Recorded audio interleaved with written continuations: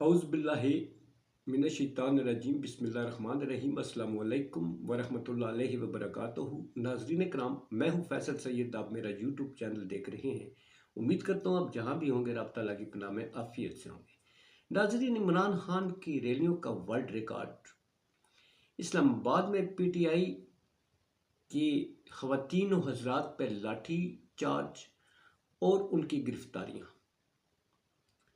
और हुकूमत में इन रैलियों के क्या असरात हैं, इस पे बात करते हैं। नाज़रीन, आपको मालूम है कि रब ताला की रहमत जब साथ हो तो दुनिया की कोई ताकत उसे दबा नहीं सकती, और जिसका साथ रब ताला की रहमत छोड़ दे, रब ताला की उससे हाथ उठ जाए रहमत का, तो फिर उसे बचा कोई नहीं सकता। अभी इस वक्त आज की इमरान खान की जो कॉल थी चीफ जस्टिस ऑफ पाकिस्तान और अदलिया और आइन की बालादस्ती के लिए, इजहार यकजहती के लिए जिस कदर लोग निकले हैं, इसकी मिसाल कम ही देखने में मिलती है। लोग इस वक्त क्या चाहते हैं, लोग अक्सरियत जो है वो क्या चाहती है, गवर्नमेंट इसे समझ नहीं पा रही।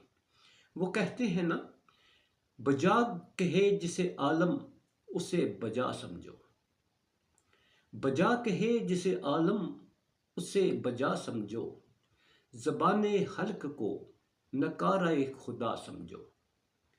मगर क्या करें, समझ ही नहीं रहे। लोग हैं कि जो दिन ब दिन उनके गुस्से में इजाफा होता जा रहा है। वो जो गवर्नमेंट इस वक्त जिस तरह ज़बरदस्ती लोगों के हक के वोट जो है, हक के राय दही, उसको दबा के उसको किसी तरीके से भी अपने भरपूर ताकत से दबा के रखे हुए लोग उससे चिढ़ गए हैं। इमरान खान के साथ खड़े होने की बड़ी वजह, जहां एक तरफ महंगाई है, बेरोजगारी है, लाकानूनियत है, बेशुमार मसाइल हैं लोगों के, वहीं पर गवर्नमेंट का ये रवैया जो है, इससे लोग नालां हो चुके हैं। ना आइन मानना है, ना कानून मानना है, अदालतों के साथ टकराना है, लीडरान जो है जिनको पब्लिक पसंद करती है उनको दबाना है, खुद पब्लिक में नहीं जाना, अपने आप को पेश नहीं करना, अपना कोई बयानिया जो है जो आप चाहते हैं वो पब्लिक के सामने नहीं रखना। लोग इससे चिढ़ गए हैं। अब वो कहते हैं ना, इमरान खान जो है लोगों की जिद बन चुका है, तो अब वाकई जिद बन चुका है। इसमें यह नहीं है कि सारे पीटीआई वर्कर्स हैं, इसमें सारी पार्टियों से नालां लोग जो है वो पीटीआई के पीछे चल रहे हैं। वो उनके पीटीआई के साथ चलने की बड़ी वजह यह भी है कि ये जितने बैठे हुए हैं इस वक्त इक़्तिदार में, इन्होंने लोगों से रब्ता करना छोड़ दिया, लोगों में जाना छोड़ दिया। आप जाए ना लोगों में, क्या होगा, लोग आपको रिजेक्ट करेंगे। आप अपना बयानिया इस दोस्त दांधली की बजाय आप उनके साथ बैठ कर तय करें कि मामलात क्या हैं। आप अगर इमरान खान को इसकी उसके दौरे इक़्तिदार की नेगेटिविटीज़ अगर आप बयान करना चाहते हैं तो लोगों में बैठ के बयान करें, ना कि डंडा उठा के, बंदूक उठा के, आंसू गैस के शेल फेंक के। ऐसे तो नहीं हो सकता। आज जहां जहां लोग निकले, भरपूर निकले। बैनुल अक़वामी मीडिया भी ने कवरेज दे रहा था। इंडिया में आप देख ले, वहां पर भी इसकी जो है तो वो चर्चे मचे हुए हैं। ज़ाहिर है मीडिया है तो हर जगह आजकल तो छुपी चीज़ नहीं रहती। आप चैनल्स पे तो ब्लैकआउट कर देते हैं इमरान खान को, क्या होगा, वो चैनल जो है वो नहीं दिखाएंगे।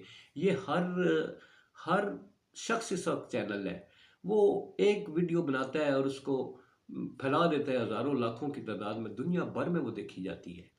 तो इस तरह वो शहबाज शरीफ कहा करते थे, जुल्म के ज़ाब्ते हम नहीं मानते।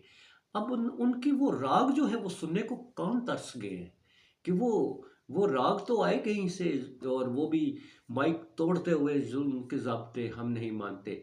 तो अब वो जुल्म के ज़ाब्ते तो आपने बर्पा करके रखे हुए हैं, और कल आप फिर जाएंगे तो फिर जुल्म के ज़ाब्ते हम नहीं मानते, वो माइक उठा के फेंके जाएंगे, डाइस को इधर मारा जाएगा। और ये होता है हर, अगर आज इमरान खान सर पीट रहा है तो कल वो पीटेंगे, पीटते रहे। तो ऐसी सूरत हाल का सामना तो करना पड़ता है। اسلام آباد میں بڑا افسوسناک واقعہ ہوا، اس میں پی ٹی آئی کے کارکنان خواتین کی میں ویڈیوز دیکھ رہا تھا. آپ کو جیسا کہ میں نے بولا ہے کہ ہر شخص جو ہے نا وہ ایک چینل ہے، تو وہ کسی نے شیئر کی ہوئی تھی. وہاں سے جو F9 پارک کے گیٹ نمبر 4 جو ہے اور یہ جناب ایونیو جو ہے فیض آباد ٹورڈز زیرو پوائنٹ جو جاتی ہے، یہاں پر پولیس اور پی ٹی آئی کے جو لوگ ہیں ان کے درمیان کافی تصادم ہوا. اس میں بات یہ ہے کہ اس میں جو بتایا جا رہا ہے اسد عمر اور علی نواز اعوان قیادت کر رہے تھے، وہ قیادت کرنے کے بعد جو ہے وہ چلے گئے اور پیچھے کارکنان جو ہے ان کی پولیس کے ساتھ کلیش ہو گیا. F9 پارک کے گیٹ نمبر 4 میں خواتین کو جس طرح سے گھسیٹ کر جو ہے انہیں وہ گاڑیوں میں ڈالا جا رہا ہے اور جس طرح سے وہ کیا جا رہا ہے، یہ افسوسناک بات ہے. مگر دوسری طرف افسوسناک بات یہ بھی ہے کہ اگر دفعہ 144 نافذ تھا، باقی شہروں میں اگر پی ٹی آئی کے لوگ نکلے ہوئے ہیں، تو اسلام آباد میں اگر پی ٹی آئی کی قیادت یہ میسج ڈیلیور کر دیتی کہ ہم اسلام آباد میں نہیں جائیں گے، اس لیے کہ وہاں آج چائنیز جو ہے وزیر خارجہ وہ بھی ہیں، افغان وفد آئے، وہ بڑی امپارٹنٹ وہاں پر جو ہے وہ کنورسیشن تھی، ان کی جو میٹنگ تھی، ان کی بیٹھک تھی جو، تو اس میں اگر اچھا ہوتا کہ یہ جو گرفتاریاں ان کی نوبت نہ آتی.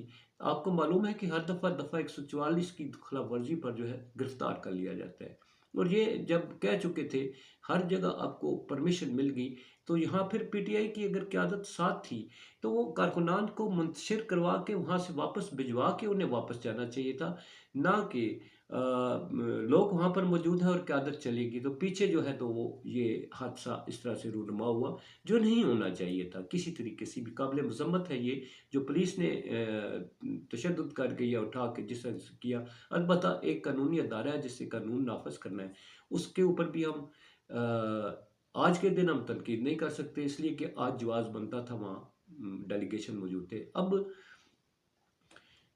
اس ساری اس جو کروائی ہوئی ہے اس میں حکومت جو ہے وہ سخت پریشان ہے. حکومت کو جو رپورٹس ملتی ہیں اس میں حکومت کی جو ہے نا وہ کیا کہتے ہیں کہ پریشانی جو ہے اس میں اضافہ ہو جاتا ہے.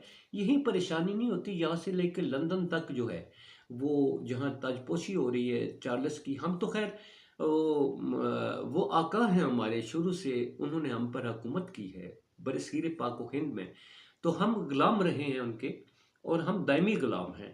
اور وہ لوگ ہیں جنہوں نے ہمیں غلام بنا کے رکھا اور ہم ان سے آزاد ہو کر بھی آزاد نہیں ہو پائے، اس لیے کہ آزادی کی زنجیریں جو ہیں وہ ہماری غربت کی جو ہم غربت کی زنجیر میں معاشی ہماری جو مجبوریاں ہیں، ہمارے آپس کے اختلافات ہیں، یہ ہماری ایسی کمزور زنجیریں ہیں جنہوں نے ان کی غلامی کی مضبوط بڑے کڑوں والی زنجیروں نے جکڑ رکھا ہے ہمیں.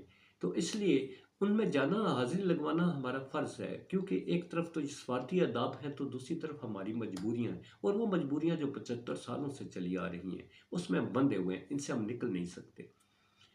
تو ناظرین، بات یہ ہے کہ عمران خان پر جو ہے مقدمات اپنی جگہ، ابھی 10/11 کو 2 مقدموں میں طلب کیا گیا ہے، پھر فرد جرم عائد کرنے کے لیے بھی انہیں 10 تاریخ کو بلا رکھا ہے، اور فرد جرم جو ہے وہ بڑی خطرناک ثابت ہونے جا رہی ہے، اس لیے کہ وہ جج صاحب جو ہے وہ انہوں نے گورنمنٹ نے آپ اپنی چوائس کے لگائے ہیں اور ان سے ایکسپیکٹ کر رہے ہیں کہ وہ عمران خان کے فرد جرم عائد کروا کے کچھ سزا دلوا دیں گے. اب جج صاحب جو ہے وہ ایک آزاد ویسے ادارہ ہوتا ہے اور وہ آزادانہ فیصلے دیتے ہیں. پہلے آزادانہ فیصلہ دینے والے ان کے ٹرانسفر کر دے گی، ان کو بٹھایا گیا ہے. بٹھایا تو انہیں بھی یوں ہی گیا تھا، مگر ان کے شاید انہوں نے سوچا کہ مجھے آزادی سے اپنا فیصلہ کرنا چاہیے. تو اب دیکھتے ہیں کہ موجودہ جج صاحب جو ہے وہ اپنا فیصلہ دیتے ہیں یا حکومتی فیصلہ دیتے ہیں. آنے والا وقت بتائے گا. اپنا بہت سارا خیال رکھیے. پاکستان زندہ باد، پاک افواج پائندہ باد.